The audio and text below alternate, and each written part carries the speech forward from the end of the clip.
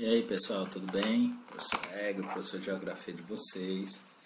Então, hoje eu estou aqui para a gente fazer a correção da atividade 5 de Geografia. Então vamos lá. Primeira questão. Em relação à expansão do Império Russo, responda as questões a seguir. Letra A. Aponte a distinção entre a expansão territorial de países europeus e do Império Russo entre os séculos XV e XVIII. A expansão territorial dos países europeus foi realizada por via marítima com a fundação de colônias na América e entrepostos comerciais na África e na Ásia. A expansão do Império Russo se deu por via terrestre em direção ao leste, ultrapassando os montes Urais e chegando ao Oceano Pacífico. Então essa é a principal diferença. Uma foi pela via marítima, a outra foi por via terrestre. Com base na figura 1, na página 114, indique as duas últimas regiões conquistadas durante o século XVII pelo Império Russo. Então a Rússia,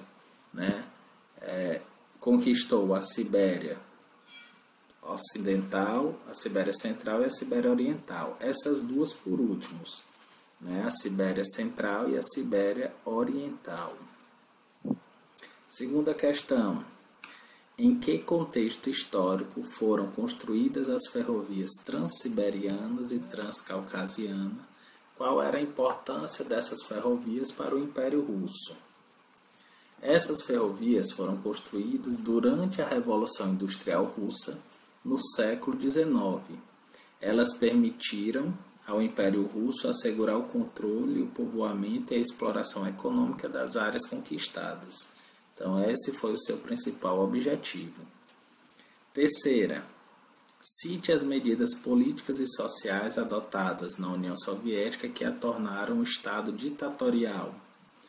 Então, transformaram, você lembra que o Império Russo deu entrada, a Revolução Russa deu início, à União das Repúblicas, a formação da União das Repúblicas Socialistas Soviéticas, conhecidas como União Soviética.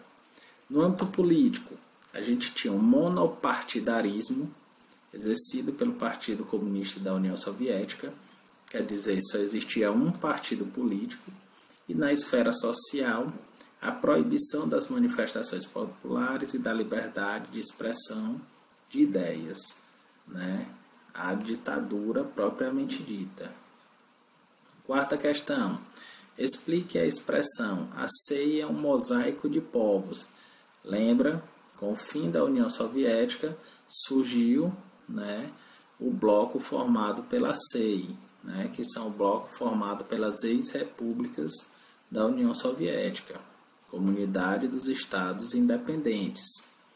Há diversos povos no vasto território da CEI. A diversidade de povos e etnias se reflete no número total de línguas faladas, 112, que são subdivididas em vários dialetos. Então, tem vários povos diferentes formando a CEI, a Comunidade dos Estados Independentes. Quinta questão. O esquema abaixo representa os três grupos ou movimentos políticos que existiam na União das Repúblicas Socialistas Soviéticas antes da queda de Gorbachev. Observe o esquema com atenção e depois indique os grupos ou movimentos políticos que estão representados por A, B e C. Então vamos lá. A.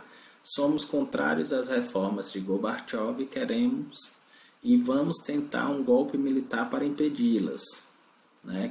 Nome desse grupo? Grupo ou Movimento de Conservadores do Partido Comunista da URSS, PUX, certo?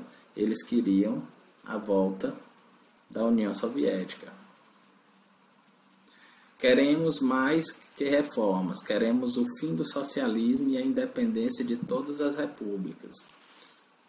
Letra B, era o grupo ou movimento dos ultra-reformistas da União Soviética. Estamos com Gorbachev, é preciso fazer as reformas políticas e econômicas com a introdução de princípios do capitalismo. Letra C seria o movimento dos reformistas. Então, cada grupo tinha uma ideia diferente, né, defendida por eles. Sexta questão. Observe o mapa e responda as questões. O canal Lane permitiu a navegação entre dois mares. Quais são eles? Ó, pessoal, o canal Lane, ele está aqui, ó. Certo? Bem aqui, ó. Esse número 1 aqui, ó, tá aqui, ó, número 1, canal Lane, né? Então, ele está permitindo a navegação entre dois mares, entre o Mar Cáspio e o Mar Negro, certo? Então, ó, o canal Lane aqui permite a navegação entre o Mar Cáspio e o Mar Negro.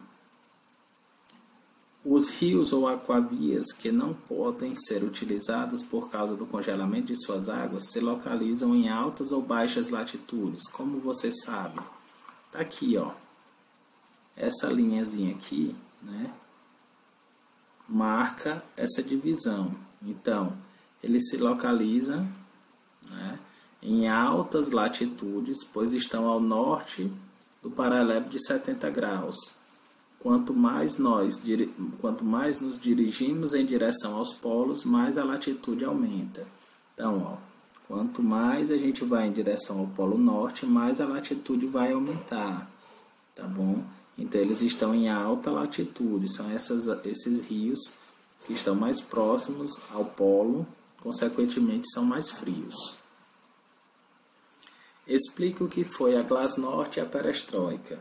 Então, a Glasnost, cuja tradução é transparência, correspondia ao plano de reformas nas instituições políticas que previa a abertura política e a introdução do multipartidarismo. E a Perestroika, cuja tradução é reestruturação, se referia às reformas econômicas, fim do planejamento central, introdução de princípios de economia de mercado, redução de gastos militares e outras iniciativas reformistas. As duas foram propostas por Gorbachev para superar a crise da União Soviética e ajudaram, né, consequentemente levaram ao fim da União Soviética e ao início da CEI, né, da Comunidade dos Estados Independentes que a gente viu. Ok, pessoal?